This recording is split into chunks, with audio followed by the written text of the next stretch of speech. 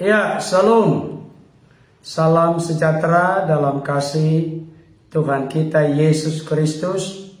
Baik, Bapak Ibu Saudara, kita buka Alkitab dari Yohanes pasal 12 ayat 1 sampai ayat 8. Saya akan membacakan untuk kita. Mari Bapak Ibu Saudara simak, ikuti dan perhatikan dengan seksama.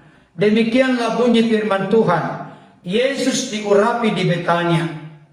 6 hari sebelum Paskah, Yesus datang ke Betania, tempat tinggal Lazarus yang dibangkitkan Yesus dari antara orang mati. Di situ diadakan perjamuan untuk dia, dan Marta melayani. Sedang salah seorang yang turut makan dengan Yesus adalah Lazarus. Maka Maria mengambil setengah kati minyak narwastu murni yang mahal harganya, lalu meminyaki kaki Yesus dan menyekanya dengan rambutnya, dan bau minyak semerbak di seluruh rumah itu. Tetapi Yudas Iskariot, seorang dari murid-murid Yesus yang akan segera menyerahkan dia, berkata, "Mengapa minyak narwastu ini tidak dijual 300 dinar dan uangnya diberikan kepada orang-orang miskin?" Hal itu dikatakannya bukan karena ia memperhatikan nasib orang-orang miskin, melainkan karena ia adalah seorang pencuri. Ia sering mengambil uang yang disimpan dalam kas yang dipegangnya. Maka kata Yesus, "Biarkanlah dia melakukan hal ini, mengingat hari penguburanku. Karena orang-orang miskin selalu ada pada kamu, tetapi aku tidak akan selalu ada pada kamu." Sejauh itu pembacaan firman Tuhan. Yang berbahagia adalah setiap kita yang mendengarkan firman Tuhan dan yang memelihara dalam hidup kita hari lepas hari. Topik kita saat ini, mengikuti Yesus rela berkorban. Saya mau bertanya kepada Bapak Ibu Saudara, ikut Tuhan Yesus maunya senang atau susah? Saya ulangi, ikut Tuhan Yesus maunya senang atau susah? Saya mau coba dulu mendapatkan informasi dan jawaban yang tulus dan jujur dari Bapak Ibu Saudara. Kalau ikut Tuhan Yesus maunya itu senang atau susah? Maunya senang. Oke, biarkan saja. Ya nggak apa-apa. Itu kan jujur. Oke, maunya senang ya. Oke. Yang kedua, mengikuti Yesus maunya menerima atau memberi? Mengikuti Yesus maunya menerima atau memberi? Bapak Ibu Saudara kira-kira memilih yang mana? Oke lah, kalau maunya senang atau susah, memilihnya Pasti senang. senang. Ya, tidak apa-apa. Dua-duanya. Ada yang menjawab dua-duanya. Iya. Mengikuti Yesus maunya menerima atau memberi? Ya, ada yang bilang dua-duanya. Ada tadi yang bilang memberi. Waduh, luar biasa sekali itu. Maunya memberi katanya. Luar biasa itu. Sudah sangat dewasa itu bertemu dalam Tuhan. Ya, memberi katanya. Puji Tuhan. Saudara dikasih Tuhan. Saya ada ilustrasi menarik. Ilustrasinya begini. Ada dua orang muda. Contoh ini ilustrasi ya. Kalau ilustrasi itu bisa contoh benaran, bisa contoh dibuat sedemikian rupa untuk menyampaikan sebuah hal yang sangat penting. Ada dua orang muda bersahabat. Mereka berdoa kepada Tuhan, meminta supaya diberikan karunia kepada mereka. Ternyata Tuhan menunjukkan kepada mereka bahwa stok karunia itu hanya ada dua. Yang pertama, karunia menerima, dan yang kedua, karunia memberi. Dengarkan baik. Kedua pemuda ini berdoa meminta karunia dari Tuhan. Ternyata stok karunia hanya ada dua. Yang pertama karunia menerima, yang kedua karunia memberi. Oleh karena sahabatnya si A ini cepat-cepat memilih, aku memilih karunia menerima, maka yang tinggal hanya satu karunia lagi. Mau tidak mau, suka tidak suka, kawannya si B dengan terpaksa dia menerima karunia memberi. Yang pertama buru-buru tadi, karena dia pikir yang paling senang, yang paling bahagia adalah karunia menerima. Tiba-tiba secepat kilat langsung dia, ini untuk saya. Dikasihlah kebebasan ceritanya, diilustrasi untuk memilih yang mana. Karena dia memang benar-benar cepat, langsung dia ambil karunia menerima. Karena menurut dia itu yang menguntungkan. Yang tak kawannya si B ini gak punya pilihan. Akhirnya dengan terpaksa dan berat hati, dia pun menerima karunia memberi. Pendek cerita, setelah berlalu 20 tahun, mereka ketemu secara tidak sengaja di sebuah pusat kota yang mana di sana ada lampu merah, lampu lalu lintas. Betapa kaget kedua sahabat ini. Kenapa? Karena karunia menerima. Saban hari dia duduk di dekat lampu merah, menadahkan tangannya. Kenapa menadahkan tangannya? Karena dia punya karunia menerima. Kan menerima tangan di bawah begini kan? Dia menadahkan tangan terus di lampu merah karena dia punya karunia menerima. Begini terus tangannya.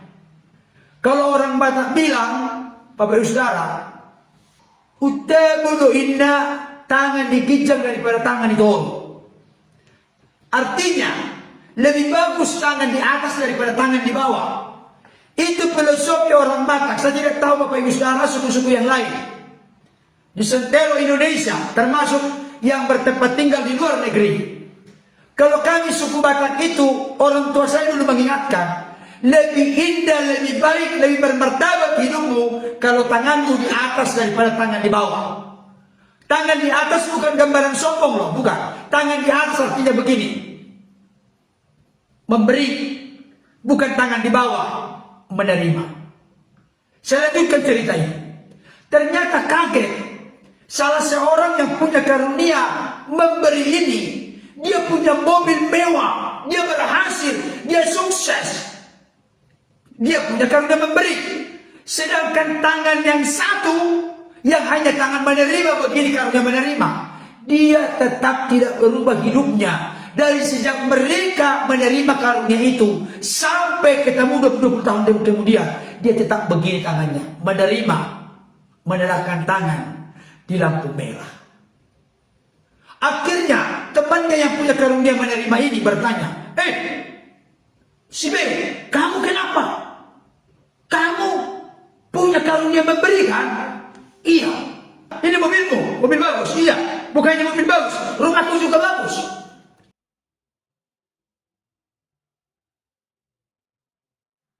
Kok kamu bisa berhasil? Tahu misalnya jawabnya apa? Jawabnya sangat sederhana. Orang yang punya karunia memberi ini berkata, oleh karena Tuhan tahu saya punya karunia memberi, maka Tuhan sumber berkat selalu memberikan kepada saya supaya saya punya untuk berikan kepada orang lain.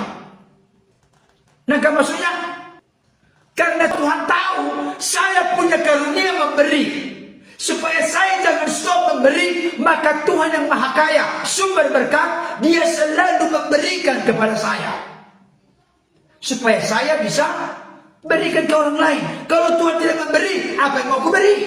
Tidak ada yang mau aku beri. Tapi ketika aku memberi, aku tidak pernah dibuat Tuhan rugi. Saudaraku dikasih Tuhan, pertanyaan saya untuk kita sebelum lanjut firman Tuhan ini. Bapak Ibu Saudara, coba dulu, saya mau membuka hati pikiran kita. Saya mau sampaikan bagaimana Bapak Ibu Saudara berfungsi di gereja masing-masing. Unang so nanino di partanami, unang si holy mangging, holy Kikir. bibit penit kikir di gereja masing-masing. Dengarkan baik saudara. Saya mau tanya, Bapak Ibu Saudara, lebih senang menerima atau memberi? Tolong dijawab. Saya berharap ini bukan hanya jawaban yang benar, tapi realita kehidupan yang benar, yang sudah dipraktekkan, bukan yang sudah pintar menjawab. Saya yakin Bapak Ibu Saudara sudah pintar melakukan ini. Lebih berbahagia memberi daripada menerima. Amin. Ya udah langsung pintar-pintar ini. Jadi berarti orang Kristen ini, saya kasih tahu malam hari ini, ada punya sikap pura-pura tidak tahu. Kenapa? Karena jawabannya saya bagus-bagus semua. Sudah pintar menjawabnya. Berarti orang Kristen bukan lagi perlu dikobahi mengenai memberi dan menerima. Karena apa? Sudah lebih tahu, lebih mengerti. Belum saya keluarkan ayatnya, sudah langsung disampaikan. Itu bagian firman Tuhan di Kisah Para Rasul. Adalah lebih berbahagia memberi daripada menerima. Tapi pertanyaan saya bukan itu. Pertanyaan saya, yang Bapak Ibu Saudara alami secara real dan nyata kesehariannya, Bapak Ibu Saudara memilih yang mana, menghidup yang mana, menerima atau memberi? Ya, banyakkan memberi nih.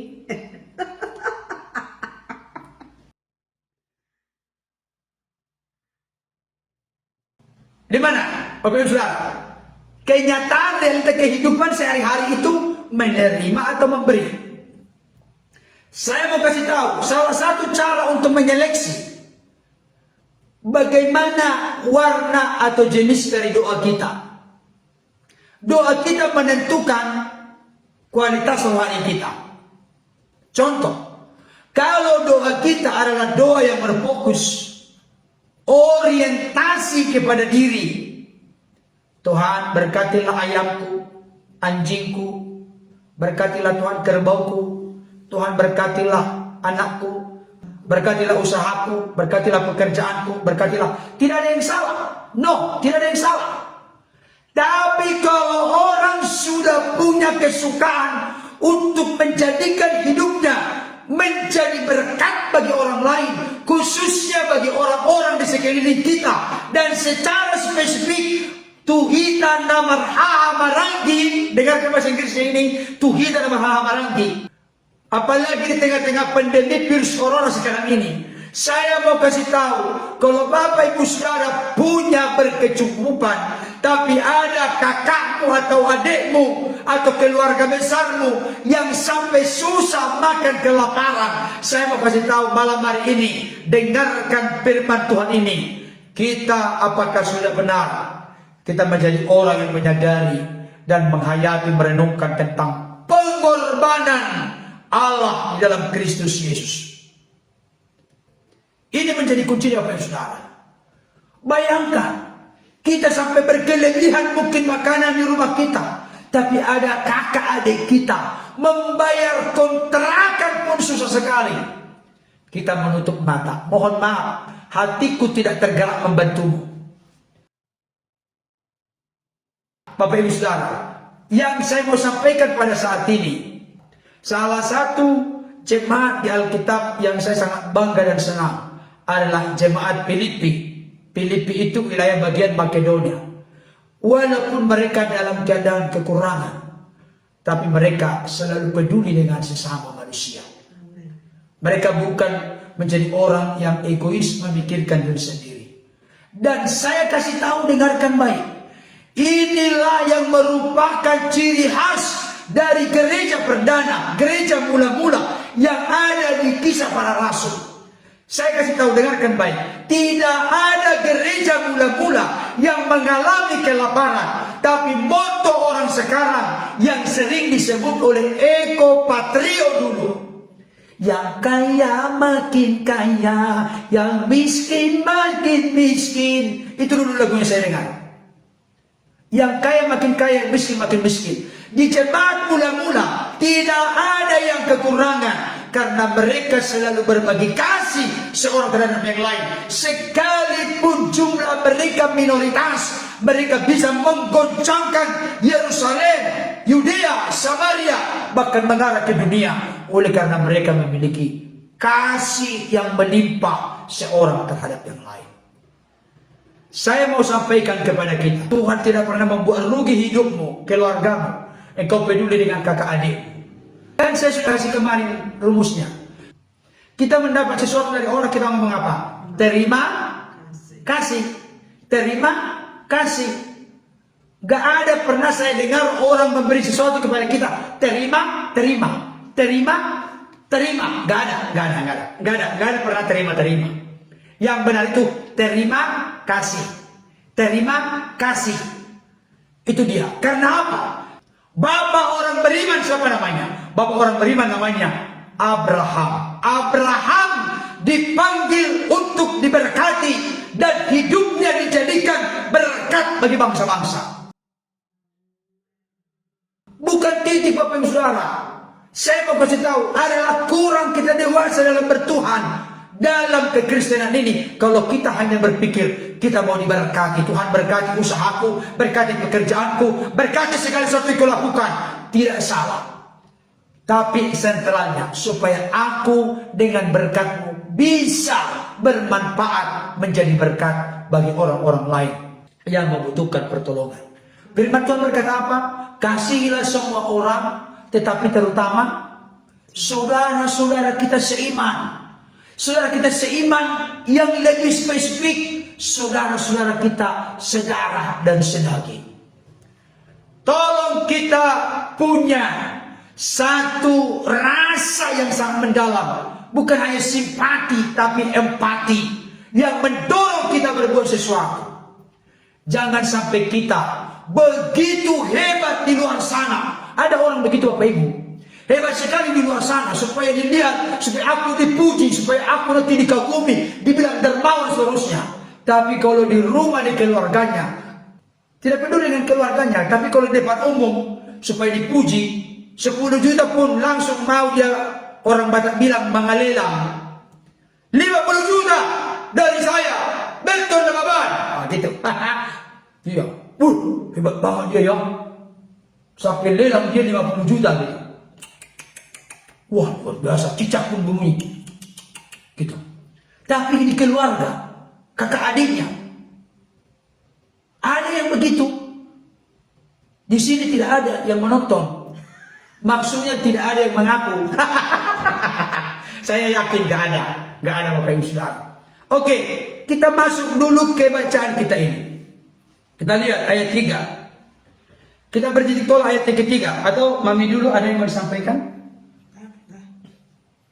Silakan dulu, Mami dulu, biar saya minum dulu. Di sini ayat ketiga juga ya. Maka Maria mengambil setengah kati minyak nawas murni yang mahal harganya, lalu meminyaki kaki Yesus dan menyikanya dengan rambutnya, dan bau minyak semerbak di seluruh rumah itu. Maria ini di sini katakan dia memberikan minyak yang mahal.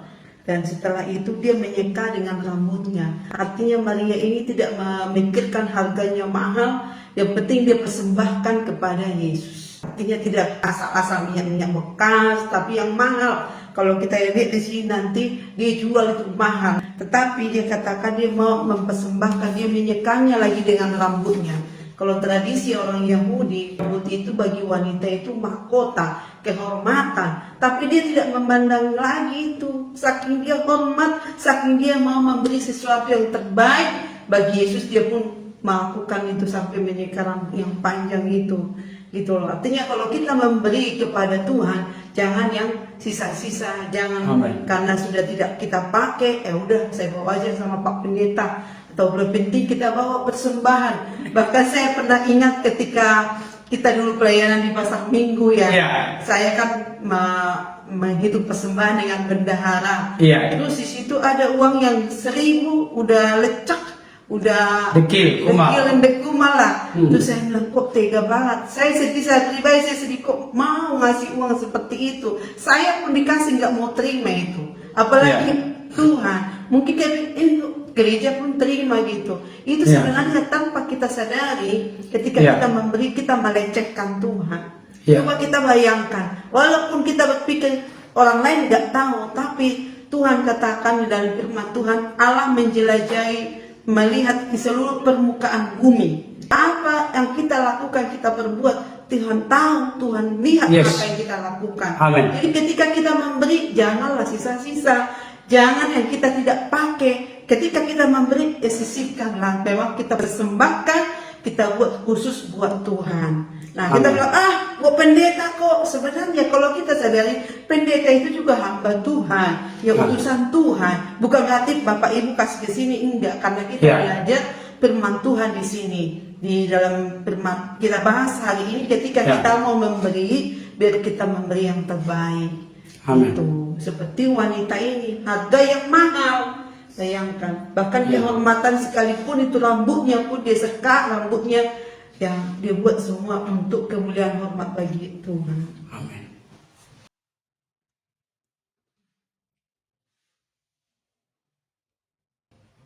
Iya, saya menyambung sedikit yang dikatakan oleh istri saya tadi.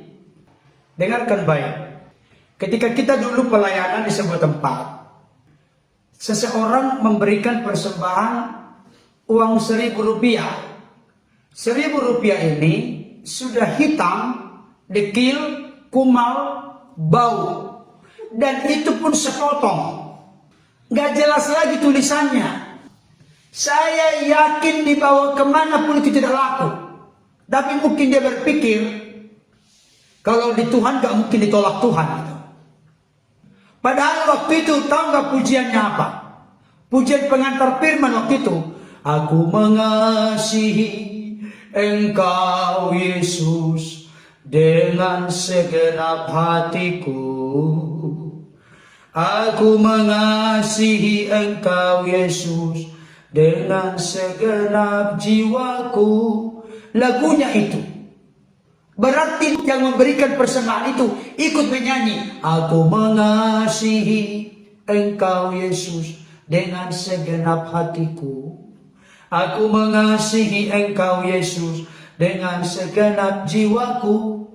Buktinya aku mengasihi Yesus dengan segenap hati. Ku kasih persembahan 1.000 perak yang sudah dekil dan kumal. Gitu kira-kira. Terus sepotong. Ada apa? Kenapa sepotong? Ternyata minggu berikutnya dapat lagi sepotong lagi Bapak Ibu Saudara. Berarti maksudnya minggu ini sepotong, minggu depan sepotong lagi. Dekil, kumal, sudah busuk. Tapi menyanyi aku mengasihi Engkau Yesus. Saya mau kasih tahu, dengarkan baik, buka hati pikiran ke semua, termasuk saya. Yang dipersembahkan oleh Bapa ke tengah-tengah dunia yang penuh dengan dosa.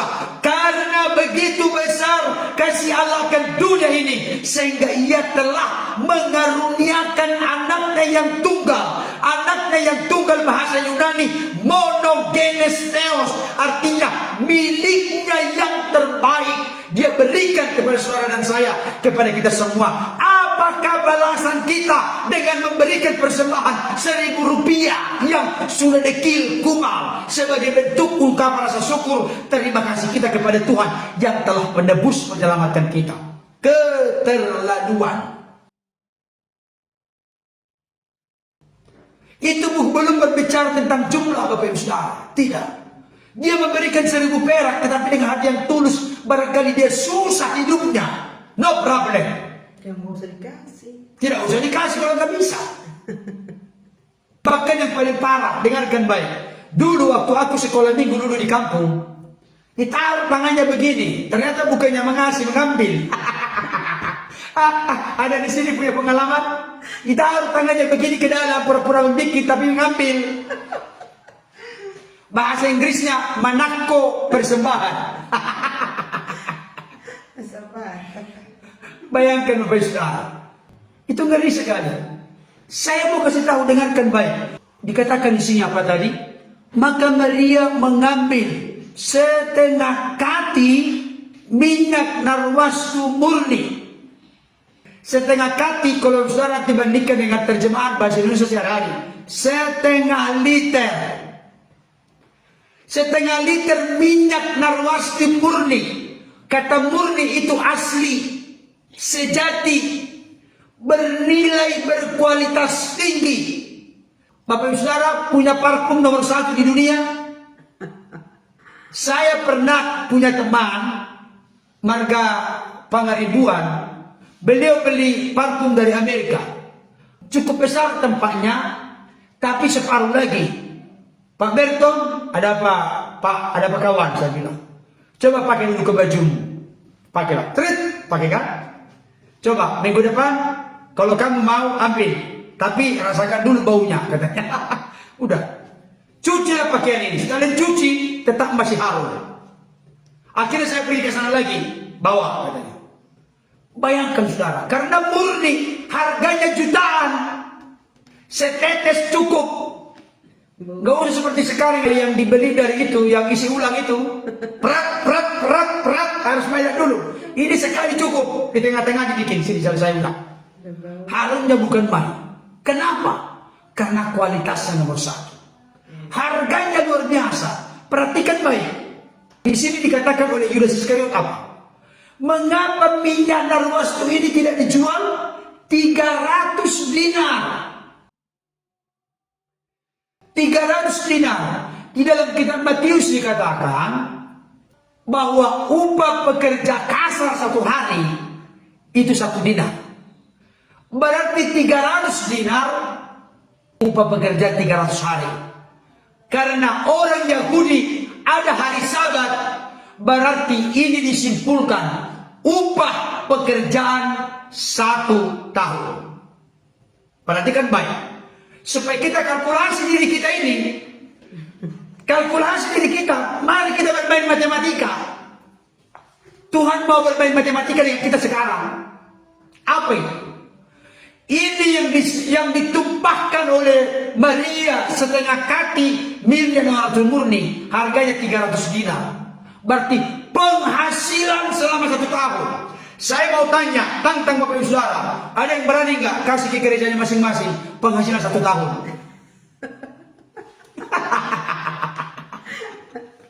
Ada yang sudah punya iman seperti Elia? Tuhan 1 tahun ku kasih. Waduh, kalau dibandingkan dengan yang tadi Bapak Ibu Saudara, yang memberikan persembahan 1000 uang kertas, sudah dekil, kumal, bau, busuk, gak jelas tulisannya, dipersembahkan. Ini bayangkan, Maria ini tidak main-main Bapak Ibu Saudara. Tidak ada yang berani. Ini upah pekerja 1 tahun, buruh kasar. Dipersembahkan oleh Maria. Dan dengarkan baik, setelah mempersembahkan khususnya orang-orang Batak, orang Manado, orang Papua, Maluku, orang NTT, karena saya tahu kantong-kantong Kristen itu, dengarkan baik kalimat ini. Setelah Maria mempersembahkan setengah liter minyak narwastu murni yang mana membuat bau minyak semerbak dalam rumah itu, saking harumnya, apa yang terjadi? Maria pun menyeka atau melap kaki Yesus dengan rambutnya. Tadi istri saya sudah menjelaskan. Dia sudah memberikan yang terbaik. Konteks Yahudi, rambut itu adalah mahkota perempuan. Dia tidak merasa terhina. Karena apa? Karena dia mau melap atau menyeka kaki Yesus dengan rambutnya. Artinya apa? Dia sudah memberi yang terbaik, tapi dia juga menyerahkan hidupnya menyembah kepada Yesus. Beda dengan orang Batak yang belum bertobat. Jangan tersinggung saya orang Batak. Orang Batak kalau sudah paling gede bantuannya di gereja, aham roha, aham roha, menudanggalan yang ngamit topi gereja ini. Nah gitu. Bayangkan Bapak Ibu Saudara, saya belak-belakan ngomong. Mungkin di suku-suku lain juga begitu. Kalau dia memberi yang paling banyak, dia mengatur pendeta. Dia mengatur hamba Tuhan. Dia sudah memberi yang terbaik.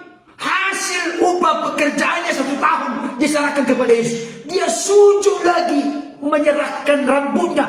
Dia buka rambutnya ini, baru dia lap pakai rambutnya kaki Yesus. Coba kita bandingkan diri kita. Alkitab ini kan cermin bagi kita, kaca bagi kita. Mari kita bercermin dengan isinya, bercermin dengan apa yang dilakukan oleh Maria. Yang dipersembahkan sudah yang terbaik, tapi sikap hatinya pun yang terbaik dikasih oleh Tuhan. Dia tidak berkata, Yesus, Aku sudah serahkan yang terbaik, jangan macam-macam ya. Gak ada Bapak Ibu Saudara. Dia menyembah. Dia melap kaki Yesus dengan rambutnya, dengan mahkota, dengan kemuliaannya.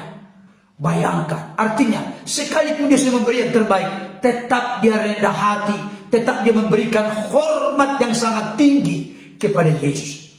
Inilah yang begitu luar biasa sikap hidup seorang yang sangat mencintai mengasihi Tuhan. Amin Bapak Ibu.